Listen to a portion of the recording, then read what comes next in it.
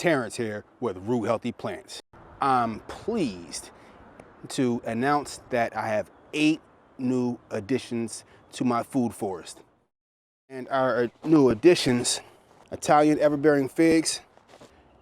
It's going to take me a few days to plant these fruit trees because I'm starting late on a Sunday, and I'm going to go into the next few days accordingly to get these trees planted into the ground. And then tomorrow I'm going to start with the planting.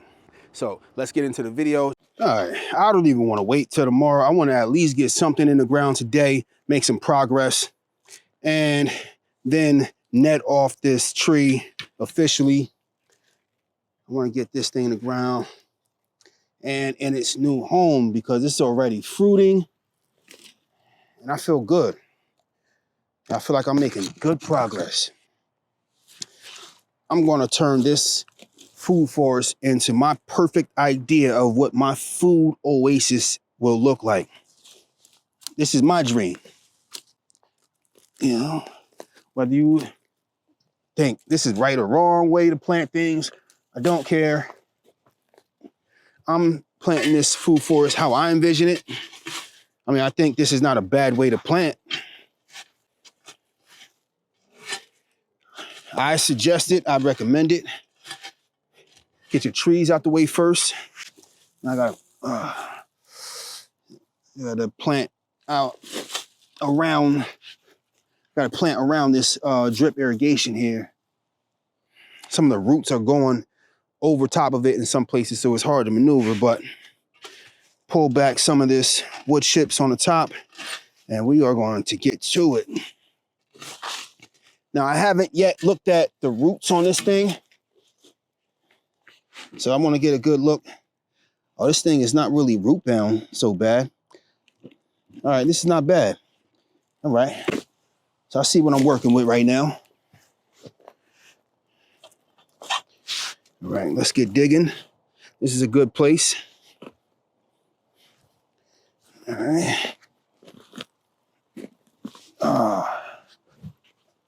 That's what I'm talking about. Oh, worms. Yes. That's what I'm talking about.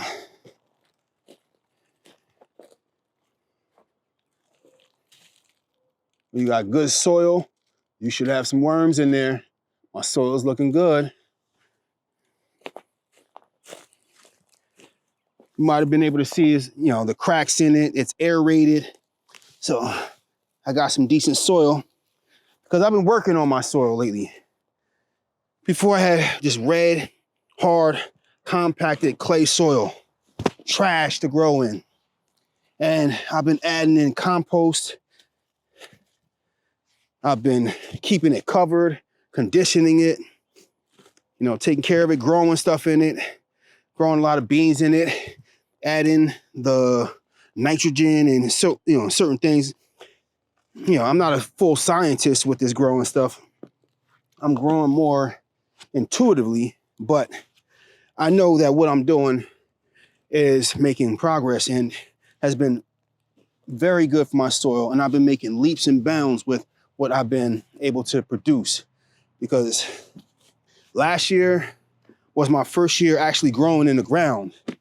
And I thought, I might have some reservations depending on what my progress or what my results were, and whether I would go back to growing in grow bags. And from my results last year, there's not a chance I'm going back to grow bags. It's over. I'm done with grow bags. Now, I still have a few blueberries that are in grow bags that are coming in this food forest soon. So after I'm done with my canopy layer, the trees, then I'm going to go to my shrub layer and I'm going to bring some of those blueberries that are still in grow bags and some of the blueberries that are in my front yard food forest that I want to reposition in a better place back here. And then I'm going to finish working on my front food forest. But I want to fully build out this one and have my perfect oasis And then I'm going to perfect the one in the front. Now, the one in the front is actually better constructed than this one is right now, because the canopy layer is actually finished in the front. It's just, I don't like the way some of the blueberries are positioned, and there's a big tree in there that needs to actually be removed. So I need to have people come out and remove that tree. It's a huge tree. It's not a fruit tree. It's a tree that was here before I was. And it's been dropping limbs. It's infected with some type of fungus that's prevalent in New Jersey, because I'm in New Jersey, zone 7A. It's actually zone 6B/7A is both where I'm at. But yeah, that tree has to go. I don't want it falling on somebody's house. It's slowly dying. Like, it's still producing leaves. It's still alive. But each year, limbs have been falling. More and more limbs have been falling. And we just can't have that falling on somebody's house or my house or hurting or somebody. So that big tree has to go. And we are not going to be too sad about it, because we're replacing it with many trees. So we're not just killing off nature, we are promoting nature. All right, it's time to see what we're working with here. There's some pieces of fig coming out of the soil here. I heard a snap. Hopefully it stays alive in that one part. But let's start uncovering these roots and seeing how much work we have to do to free up these roots to get this plant in the ground here. It doesn't look terribly root bound. I mean, it's been in the pot for a little while. I can tell we have some circling, but it's definitely not the worst I've ever seen. And it's definitely not as bad as when I planted these apple trees back here. I got the apple trees, I got 4 of them for $10 a piece. And they were left at a nursery for at least a year. And those things were terribly root bound. I mean, I'm not mad at what I got for the price, but those things were, whew, that was work. So let's see what we got going on here. Come on. This looks like it's going to be a little bit of work too.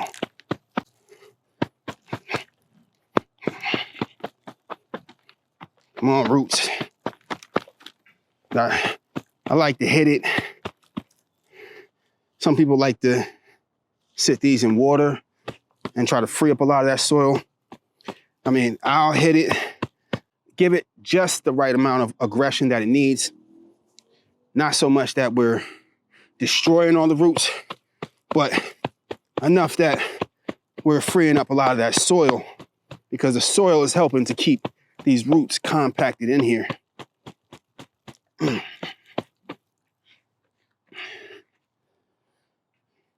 And whew, this is a little bit of a basket of roots here. A little worse than I thought it would be.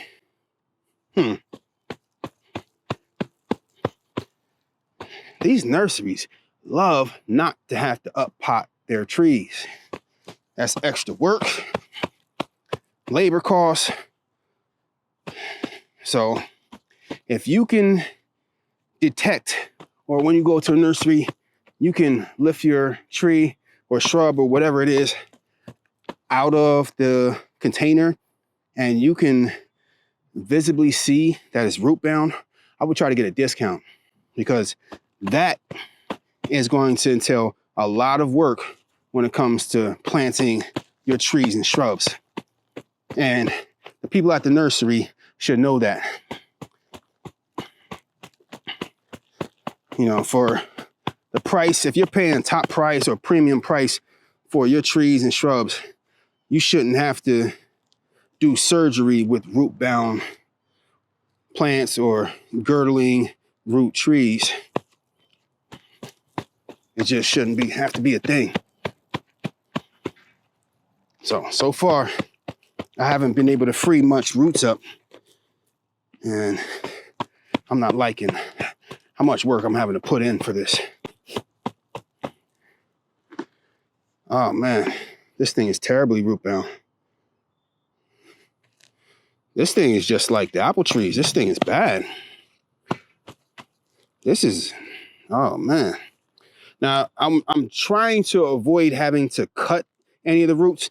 So I'm going to be very meticulous and methodical with just pulling lightly in certain areas, prodding to see what roots I can free up little by little, because you might have a little bit of roots here that might free up, and then it'll start to free up other roots little by little, and just seeing what I can do. Massaging here and there,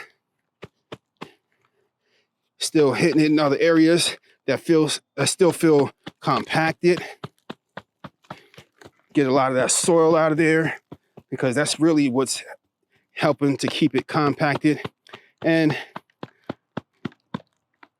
just try to be as gentle as you can when hitting it. You don't want it to be too aggressive, because if you have some really stiff roots, they can snap. If they have less elasticity in it and they're more established roots, they can definitely withstand a little more. But if you put too much power into it, they can snap, and now it's like hitting one of your major arteries. You know, the smaller veins, you know, you can live, but you hit a major artery, you might be in trouble. So same thing with the trees. You want to try to avoid breaking or damaging the bigger roots. These are living things, living organisms.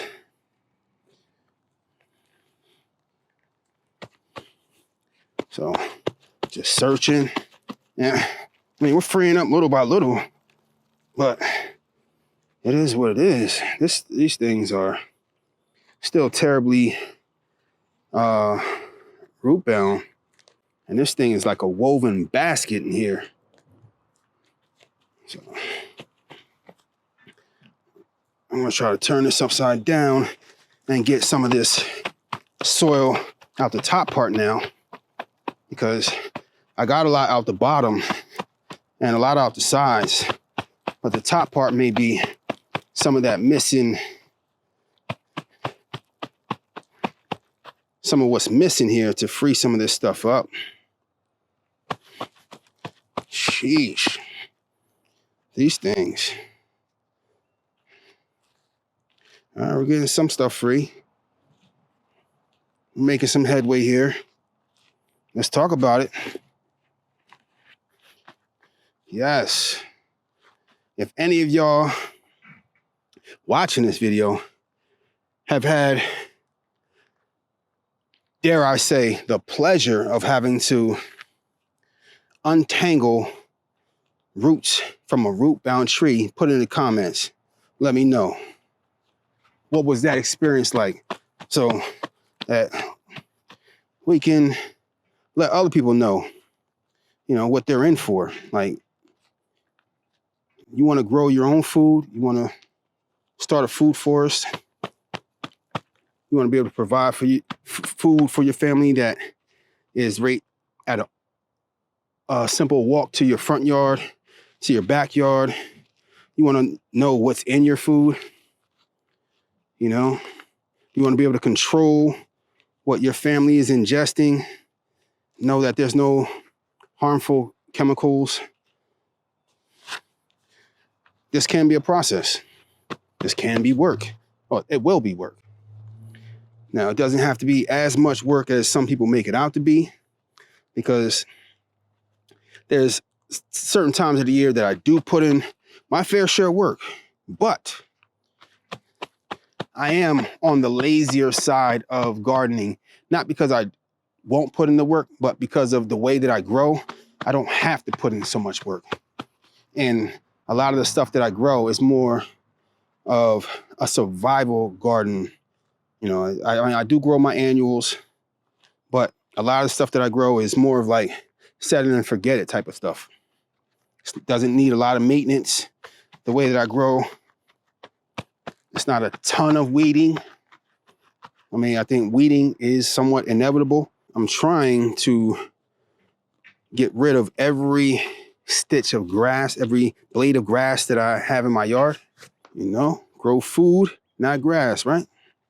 These things are root bound. Dang. Got a lot of that soil out, but these things.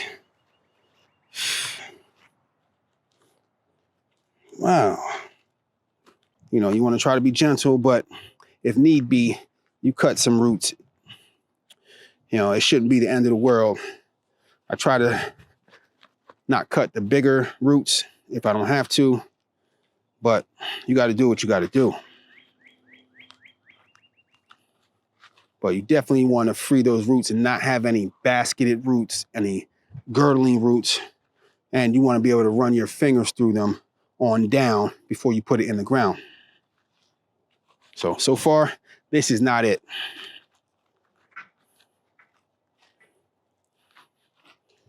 I mean, it's coming slowly. I mean, we're getting somewhere. I see the sun is going down, losing sunlight, losing daylight. So this will be my only tree that I'm doing today. It's all good. I'll come back tomorrow. I don't care if I do a tree a day. Do what you can.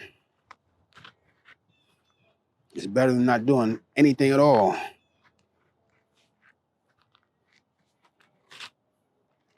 You know, what are the cons of growing your own food in your yard? Takes a little bit of effort.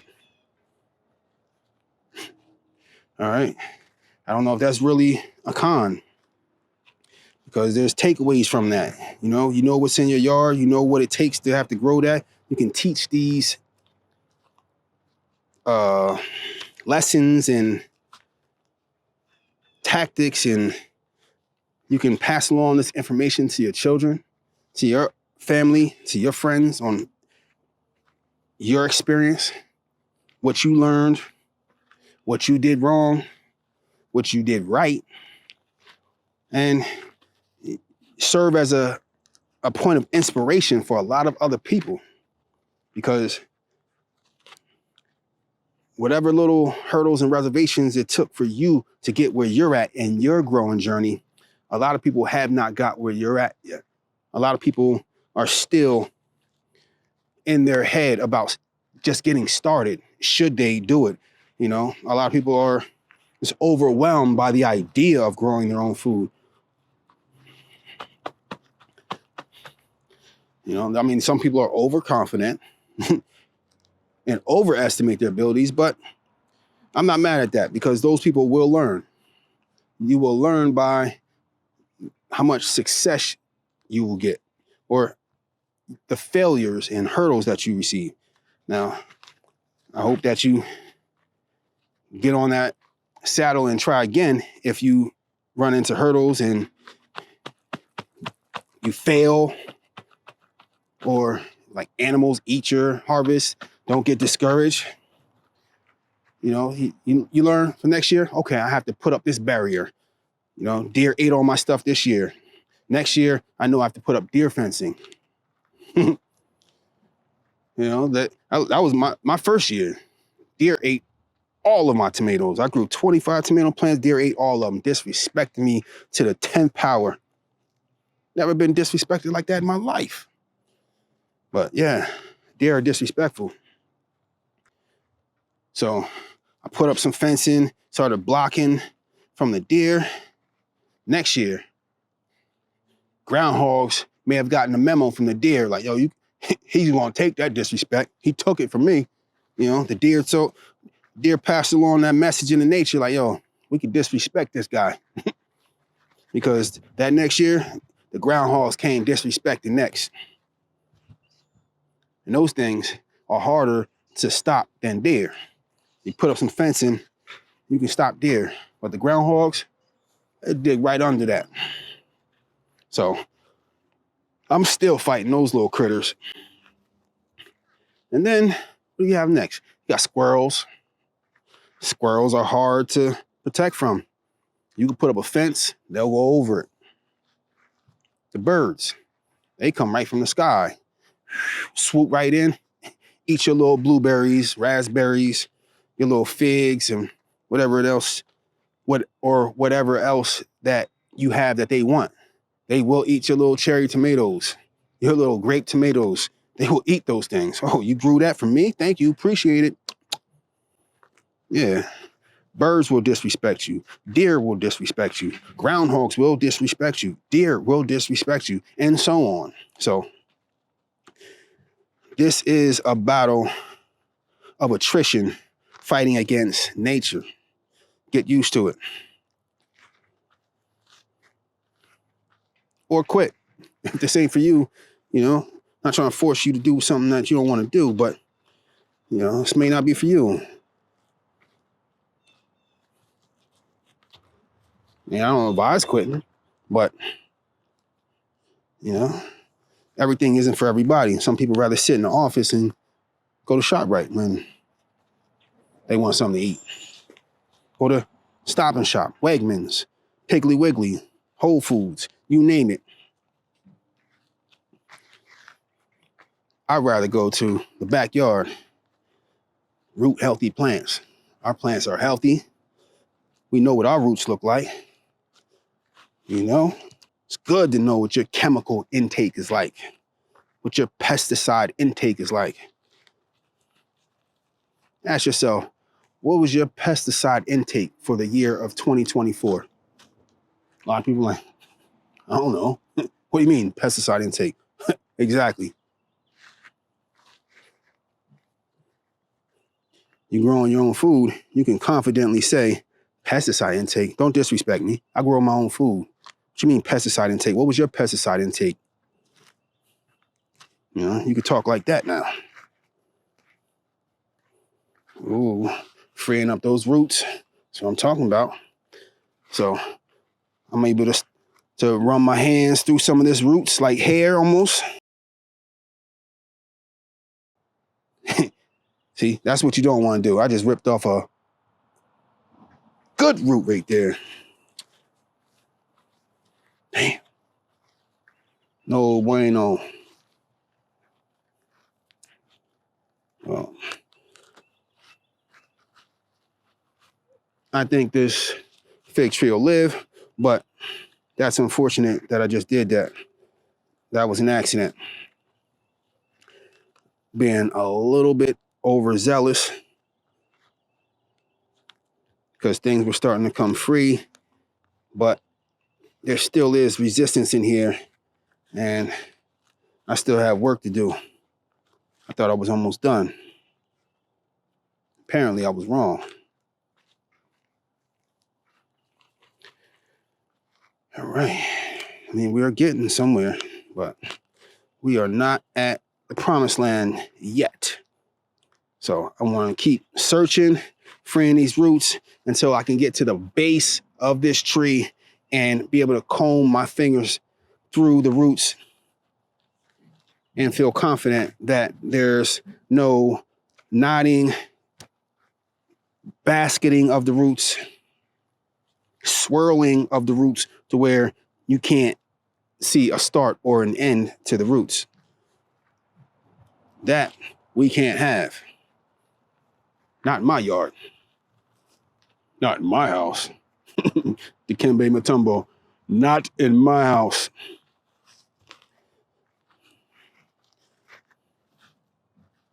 Rest in peace to Dikembe Mutombo. So, starting to run my from the base of the tree, run my fingers through. Okay.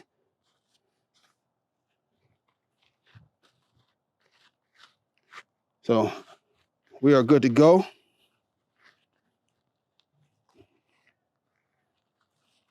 Everything is freed up. Now it's time to plant. And I'm going to mix a lot of this native soil here with a lot of that soil that came in the pot that the tree initially came in from the nursery. And we're going to mix that up together. You know, you want the tree to kind of slowly get acclimated to its new environment while also being able to rely on some of those residual slow release fertilizer pellets that it was surviving on and thriving on in that pot that it came from. So I like that mix. If you don't have that mix, maybe you're planting bare root trees that you ordered in the mail, or you got bare root trees from somewhere else. So I suggest using compost or some other type of organic fertilizer. And we want to plant that tree no lower than where the soil was stopping when it was in that pot. I want that soil at the same depth or at the same point when you plant it in the ground. So I'm going to kind of fan out the roots so that they're able to search out like that versus trying to dig down for water and nutrients. They have a better chance of searching for nutrients, to, searching out this way, searching out towards the upper surface of the ground. And they also get a better foundation when they're able to spread out this way, spread out that way, as far as like the tree falling over, getting blown over by the wind. They have a stronger base able to stretch out like that.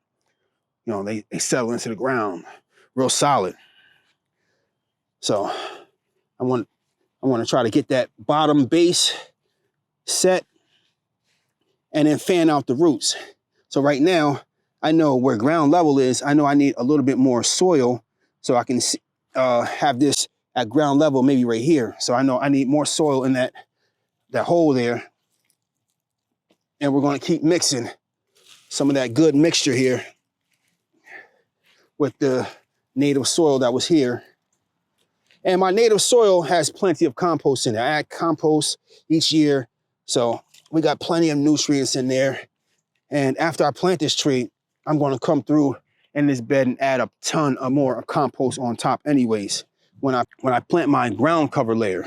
So a lot of my squash and cucumbers and so on and so forth, you name it. All right, let's see what we got here. That might be too much soil. Yeah, that's a little bit much. I dig down there a little bit. All right, that's about right. So we got to fan out those roots.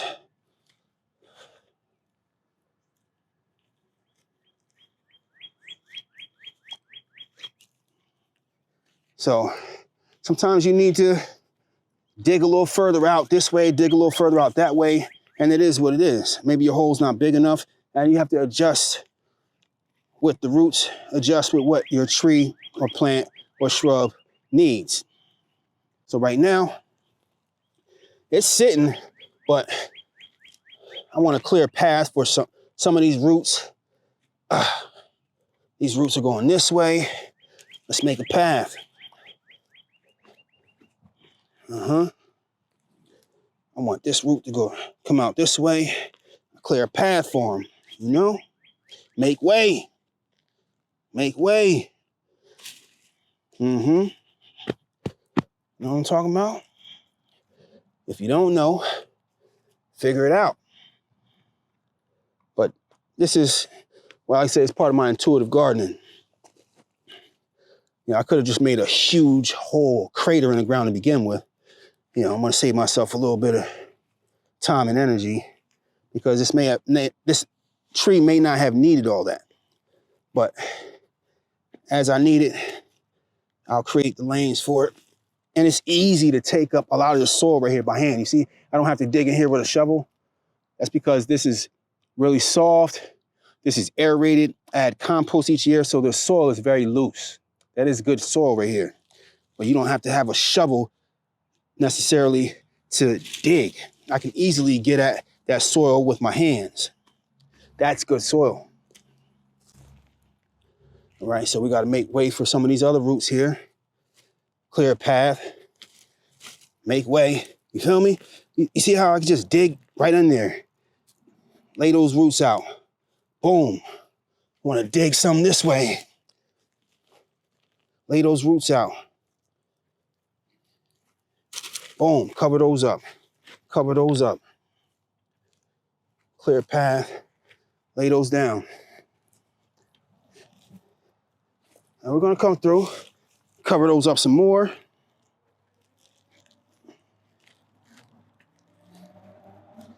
Yes. And we have these roots on this side. We're gonna make a lane for these two.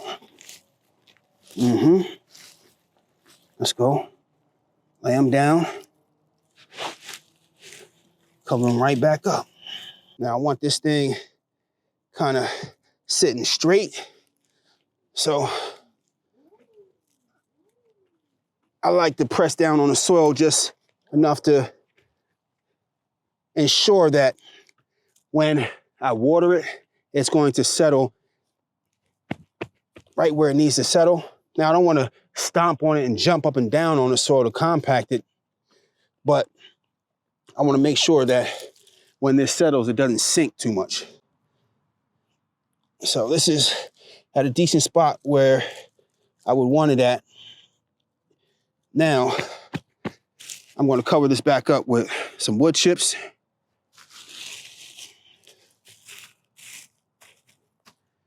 And we got these worms. This is want to get right back in their bed where they were.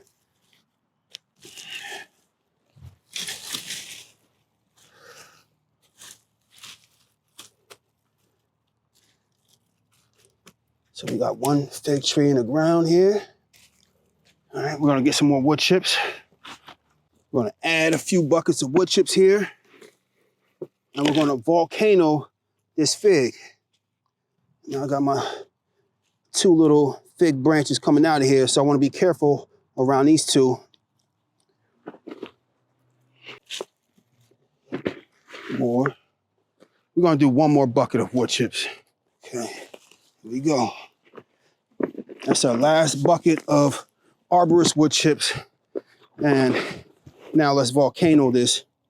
And we want our little stems, new little growth of fig leaves to be able to get light. But we also want to have a healthy serving of wood chips over where our roots are so that we retain moisture and just keep that soil covered. We don't want soil degradation. We want to be able to maintain healthy soil, keep those nutrients locked in, and we are set. Try not to have those wood chips rising up on the base of that tree. You don't want it any higher than when it was in that pot from the nursery. We're about good to go. I like to pack it down a little bit, just a little bit, so that we know what we get when the wind blows, so the wind's not blowing off all the wood chips, and what we're likely to see for settling when it rains. I'm pretty content and happy with what I just planted here. So we got 2 figs growing on this fig tree right here, and I can't wait to taste those. I can't wait to have my kids out here tasting them. We're starting to get more leaf buds coming out of here. And I'm going to cover this back up with my tree netting. Even though this netting is a bit excessive for the size of this tree at the present moment, but this will continue to grow and grow, and it's okay. But this is going to protect my fruit from the birds and the animals eating it. So I'm going to tighten this at the bottom.